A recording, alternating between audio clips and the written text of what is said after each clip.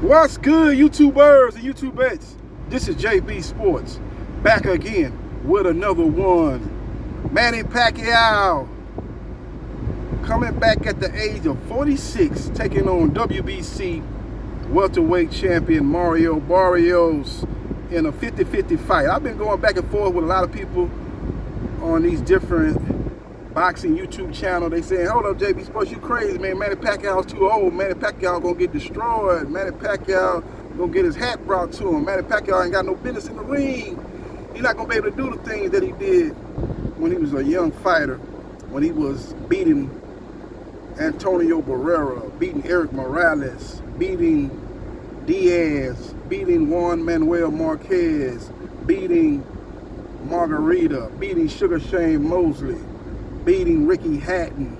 You know what I'm saying? He's not gonna be able to do them things, and his style of fighting don't age well. So I'm looking for him to get embarrassed and get knocked out. He ever should have tried to come back. This is an asinine decision for him to even come back in the square circle. That's what a lot of his naysayers are saying, but I'm basing a lot of this on the fact that Mario Barrios just ain't that good. Mario Barrios in his last fight versus Abel Ramos, that was on the undercard of the Jake Paul versus Iron Mike Tyson fight. He got dropped multiple times, and I really thought he lost that fight. He is very, very hittable. Got a lot of holes in his defense, and he was able to walk away from that fight with his belt because that fight was ruled a draw, but his defense is bad. He's a guy that's a big welterweight, but he don't use his size. He's a tall welterweight, a tall guy for that division, one of the taller guys in the division. When you look at his best win versus Ugas was coming off a beatdown by Errol Spence Jr. Wasn't the same fighter. He was touching up Mario Barrios. Barrios won that fight, but people thinking like, oh man, Barrios beat Ugas, and Ugas beat Pacquiao. Yeah, that was the Ugas after he took on Errol Spence Jr. Ugas was still fighting at a high level when he fought Pacquiao, so don't compare the two. It's two different Ugas that fought Mario Barrios and the one that fought Pacquiao. If the Ugas that showed up and fought Pacquiao would have fought Mario Barrios, he would have destroyed Barrios. Probably might have stopped Barrios later.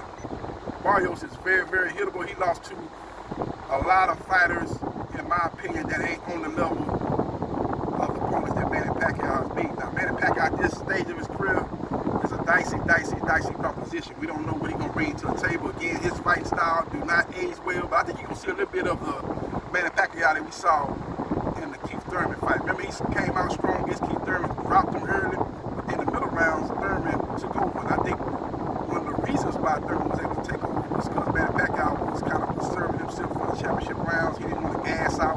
And that was a 40-year-old Manny Pacquiao, so I think he kind of saved himself for the championship rounds. Rounds 10, 11, and 12, he was able to win those rounds and win a split decision over unified champion and Keith Thurman. I don't think Thurman had all the belts at that time. I think he had maybe one of those belts. So that was basically a unification fight, but it was basically the WBA super champion Keith Thurman taking on the WBA regular champion Manny Pacquiao. But his other belt had already been given up because he ain't won a belt in the WBC when he defeated Danny Garcia. With all that being said, I think Pacquiao's going to jump out there and try to jump on Mario Barrios early. I think at the early stages of the fight, it's going to be when Manny Pacquiao's going to be at his best. He'll be able to do some of the things that he did in the Keith Thurman fight, show some of the flashes of Manny Pacquiao, in and out movement, giving Mario Barrios different angles, coming in with the 1-2, going to the body, being a little bit more crafty in his style than he was in his younger days. I think he gets out to an early lead. I think toward the middle of the round, Mario Barrios starts to come on, starts to go to the body